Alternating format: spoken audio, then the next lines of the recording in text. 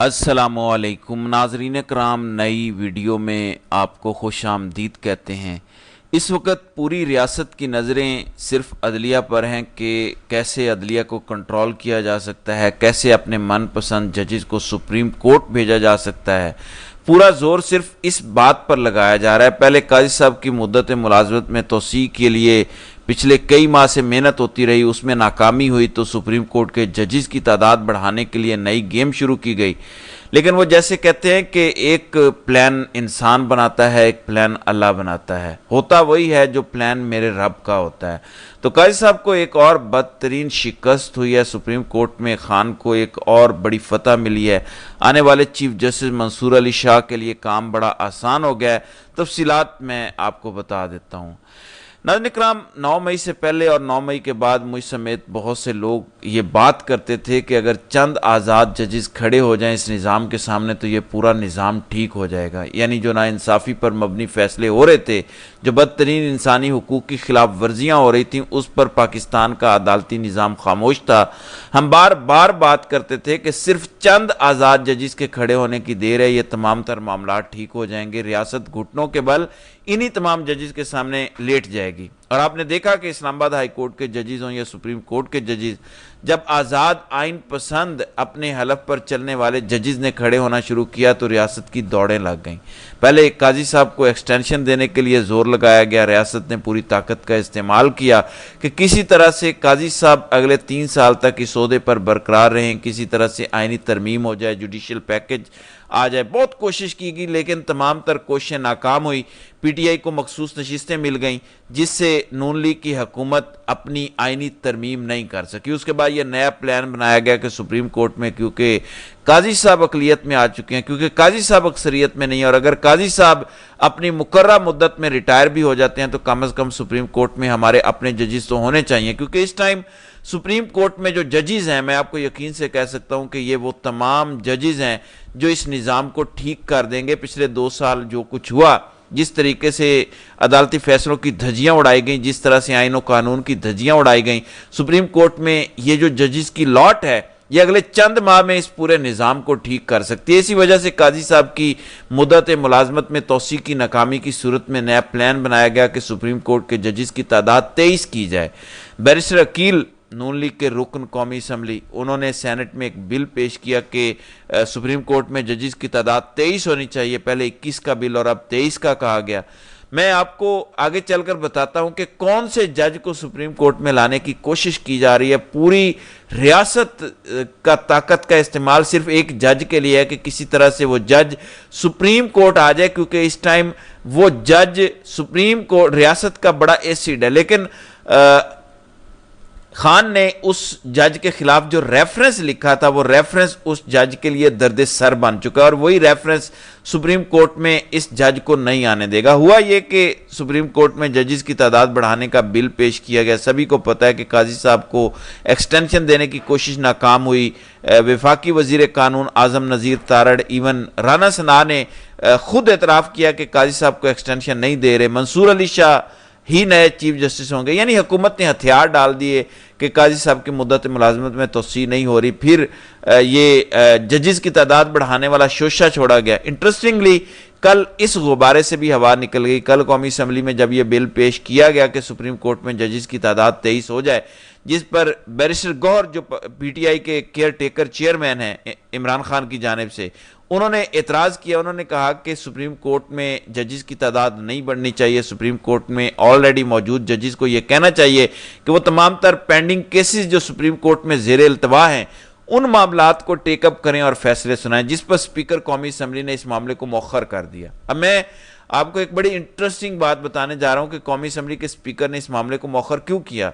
ये वैसे ही हुआ है जैसे नूर आलम खान ने आज से 4-5 दिन पहले एक बिल पेश करना था कि ये जो सोमोटो का इख्तियार है प्रैक्टिस एंड प्रोसीजर कमेटी का, और 3 मोस्ट सीनियर जजेस फैसला करते हैं कि सोमोटो लेना है या नहीं लेना, फिर कौन सा बेंच कब किस केस की समाअत करेगा और उसमें कौन से जजेस बेंच का हिस्सा होंगे, ये practice and procedure committee decide करती है। अब चूंकि मैंने शुरू में बात कही कि اس ٹائم پوری ریاست کی نظریں عدلیہ کی طرف ہیں، پوری ریاست ججز کو کنٹرول کرنے میں لگی ہے، تو نور عالم کے تھرو ایک بل قومی اسمبلی میں پیش کروایا جا رہا تھا کہ سوموٹو کا اختیار 3 ججز نہیں 9 کے پاس ہونا چاہیے۔ یہ سارا کام قاضی صاحب کی ریٹائرمنٹ کے بعد کے لیے ہو رہا تھا، یعنی قاضی صاحب نے 25 اکتوبر کو 1.25 مہینے بعد ریٹائر ہو جانا ہے۔ اس کے بعد سپریم کورٹ کا منظرنامہ بڑا خطرناک ہے، کیونکہ یہ رائٹنگ آن دا وال ہے کہ 25 اکتوبر کے بعد جب منصور علی شاہ سپریم کورٹ کے جج چیف جسٹس ہوں گے، دوسرے نمبر پہ سینئر موسٹ منیب اختر ہوں گے، پھر اطہر من اللہ، عائشہ ملک، جیسے شاہد وحید، یہ وہ تمام ججز ہیں جو نظام میں ایک بھی ناانصافی نہیں ہونے دیں گے۔ یہ جتنی ناانصافیاں پچھلے 1.5-2 سال سے ہو رہی تھیں، یہ تمام ڈرامے بند ہو جائیں گے۔ اس وجہ سے ریاست نے یہ ضرورت محسوس کی سپریم کورٹ میں اپنے جج کو اپوائنٹ کیا جائے، اور میں جو کہہ رہا تھا کہ یہ کھیل صرف ایک جج کو سپریم کورٹ میں لانے کے لیے کیا جا رہا ہے، اس جج کا نام ہے عامر فاروق، اور یہ اسلام آباد ہائی کورٹ کے چیف جسٹس ہیں جنہوں نے نواز شریف سے ہاتھ ملایا۔ حالانکہ نواز شریف اشتہاری تھے، مفرور تھے، اور ان کو بیرون ملک جب وہ واپس آئے، اسلام آباد ایئرپورٹ پر اسلام آباد ہائی کورٹ کا عملہ پہنچا، نواز شریف سے باقاعدہ عامر فاروق نے ہاتھ ملایا۔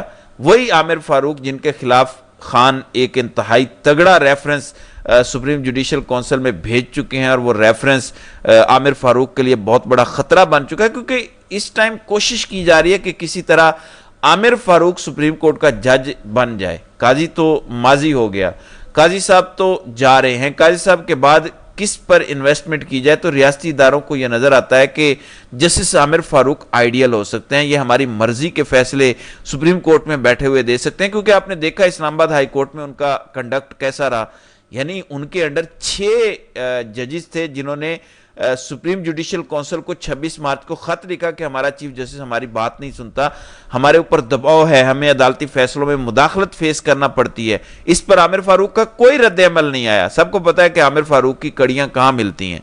اب عامر فاروق کو اسلام آباد ہائی کورٹ سے نکال کر ایلیویٹ کرنا چاہتی ہے ریاست سپریم کورٹ میں، کیونکہ اگر عامر فاروق سپریم کورٹ کے جج نہیں بنتے تو سپریم جوڈیشل کونسل جس کے نئے سربراہ اب 1.25 مہینے بعد منصور علی شاہ ہوں گے، وہ عامر فاروق کو اپنے عہدے سے برطرف کر دیں گے۔ اتنا سنگین ریفرنس خان نے سپریم جوڈیشل کونسل میں لکھا ہے۔ اس وقت عامر فاروق کے خلاف قاضی صاحب کوئی کارروائی نہیں کریں گے، قاضی صاحب ہر صورت ان کو پروٹیکٹ کریں گے، لیکن آخر کب تک؟ جس دن قاضی صاحب ریٹائر ہوں گے، منصور علی شاہ چیف جسٹس بنیں گے، اسی دن سپریم جوڈیشل کونسل میں عامر فاروق کے خلاف یہ جو تگڑا ریفرنس لکھا گیا ہے، جس میں سنگین ترین انکشافات کیے گئے ہیں، ایویڈنسز دیے گئے ہیں کہ کس طرح سے پی ٹی آئی اور خان کے خلاف عامر فاروق فیصلے دیتے رہے، ذاتی اناد پر مبنی، وہ تمام تر ایویڈنسز عامر فاروق کے خلاف سپریم جوڈیشل کونسل میں موجود ہیں، اور منصور علی شاہ ان کو عہدے سے برطرف کر سکتے ہیں۔ لیکن اگر ریاست اس کوشش میں کامیاب ہو جاتی ہے کہ عامر فاروق کو سپریم کورٹ کا جج بنایا جائے، تو خان کے ریفرنس پر کوئی کاروائی نہیں ہوگی۔ قانونی ماہرین کہتے ہیں کہ جب کوئی جج سپریم کورٹ کا جج بنتا ہے، کیونکہ وہ فریش اپوائنٹمنٹ ہوتی ہے، تازہ تعیناتی ہوتی ہے، تو اس کے پچھلے جتنے بھی مس کنڈکٹ ہوتے ہیں، یا یوں کہہ لیجئے کہ اس کے ماضی کے تمام تر گناہ دھو دیے جاتے ہیں۔ اسی وجہ سے اپنے اثاثے کو بچانے کے لیے نون لیگ کی حکومت اس کوشش میں تھی کہ عامر فاروق کو سپریم کورٹ بھیجا جائے، لیکن اسپیکر قومی اسمبلی نے اس بل کو مؤخر کیا۔ اب آپ لوگوں کا سوال ہوگا کہ اسپیکر قومی اسمبلی بھی تو نون لیگ کا ہے، اس کے باوجود انہوں نے اس بل کو مؤخر کیوں کیا؟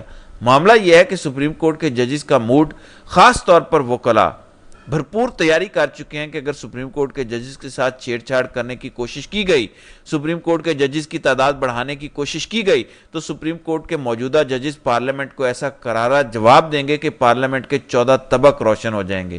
یعنی یہ جو کہا جا رہا ہے کہ پارلیمنٹ با اختیار ہے، سپریم ہے، سپریم کورٹ کے ججز مکمل تیاری کر بیٹھے ہیں کہ کس طرح سے یہ معاملہ سپریم کورٹ پہنچے، اور پھر وہ اس حکومت کو بتائیں کہ سپریم کورٹ کے ججز کی تعداد بڑھانے کا اصل اختیار ہے کیا۔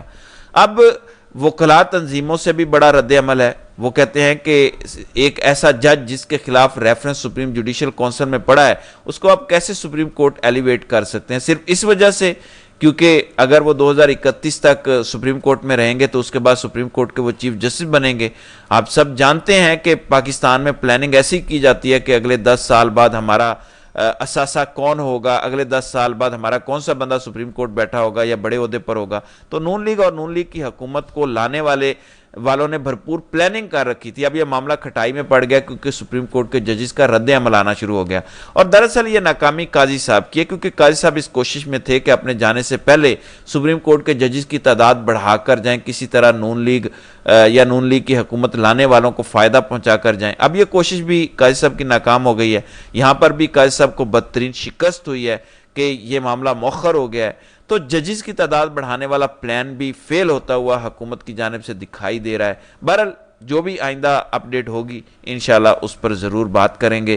تو ناظرین کرام, آپ کی اس ویڈیو کے حوالے سے کیا رائے ہے؟ آپ اپنی رائے کا اظہار کامنٹ سیکشن میں ضرور کیجیے گا.